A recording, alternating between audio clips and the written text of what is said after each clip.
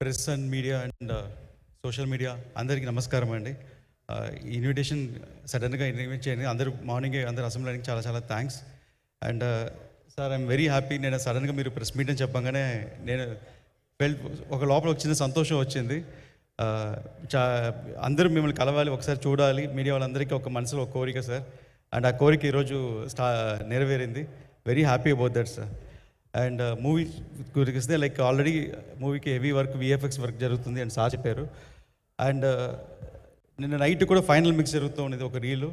And నాకు estimation ఉండేది ఒక రీల్కి ఒక 2 hours అవుతుంది, 3 years అవుతుందని. కానీ ఒక రీల్ ఒక 12 hours దాకా లాగుతూ వెళ్తుంది. ఇంత హెవీ వర్క్ ఉంది అనేది. బికాస్ దాంట్లో ఒక ఫైట్ ఉంది, ఒక సార్ డిజైన్ చేసిన ఫైట్, పవన్ సార్ డిజైన్ చేసిన ఫైట్. దగ్గర ఆ ఫైట్ ఒక 18-20 minutes ఎపిసోడ్ ఉంటుంది. ఫైట్లోనే ఒక కథ చెప్తున్నాం మనం. ఆ కథ చెప్పేదానికి మ్యూజిక్లో కథ చెప్పాలి. దానికి ఒక బ్యాక్గ్రౌండ్ స్కోర్ చేసేదానికి కిరవాణి సార్కి ఆల్మోస్ట్ ఒక 10 days పట్టింది. ఆ ఒక సీక్వెన్స్కి మాకు బ్యాక్గ్రౌండ్ స్కోర్ చేసిన దాన్ని మళ్ళీ ఫైనల్ మిక్స్లో తీసుకుని వచ్చేటప్పుడు దానికి ఒక 8 hours పట్టింది.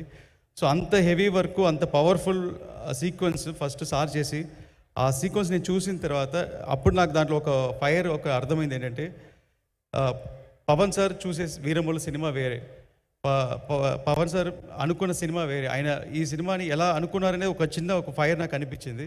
ఆ ఫైర్లోనే డిజైన్ చేసింది బ్యాటిల్ ఫర్ ధర్మ అని ఒక కోడ్తో సినిమా అనుకొని స్టార్ట్ చేశాము. అండ్ ఇది Mughal period, 17th century start అయ్యే సినిమా ఇది, మొఘల్ పీరియడ్. అండ్ ఆ టైంలో ఒక ఔరంగజీబ్ ఒక పెద్ద పవర్ఫుల్ రూలర్. అండ్ మన లాంగెస్ట్ రూలర్, 55 years ఒక ఇండియన్ రూల్ చేసిన రూలర్కి, అంత రూలర్కి ఒక హరిహర వీరములు అనే ఫిక్షనల్ క్యారెక్టర్కి ఒక జరిగే ఒక వార్ లాంటి ఫిలిం ఇది.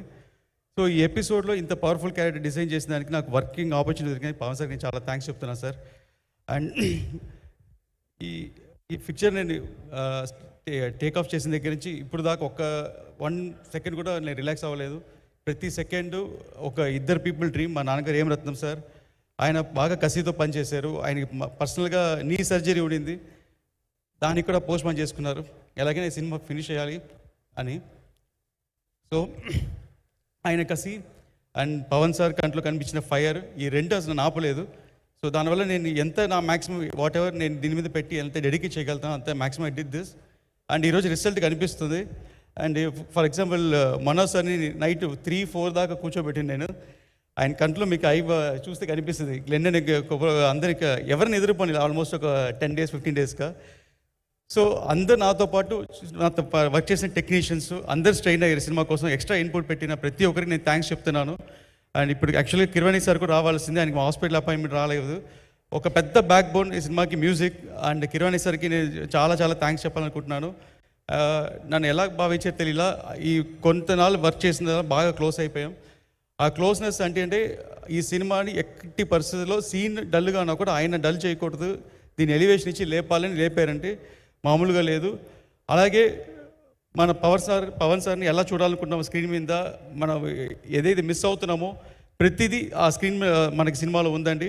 మీరందరూ 24th అప్రిషియేట్ చేస్తారు. అండ్ ఫ్యామిలీస్ తెలిసి చూడాలని నేను భావిస్తున్నాను. అండ్ ఎవరైనా మిస్ అయిపోతే sorry. And thank you everybody అండి. Thank you.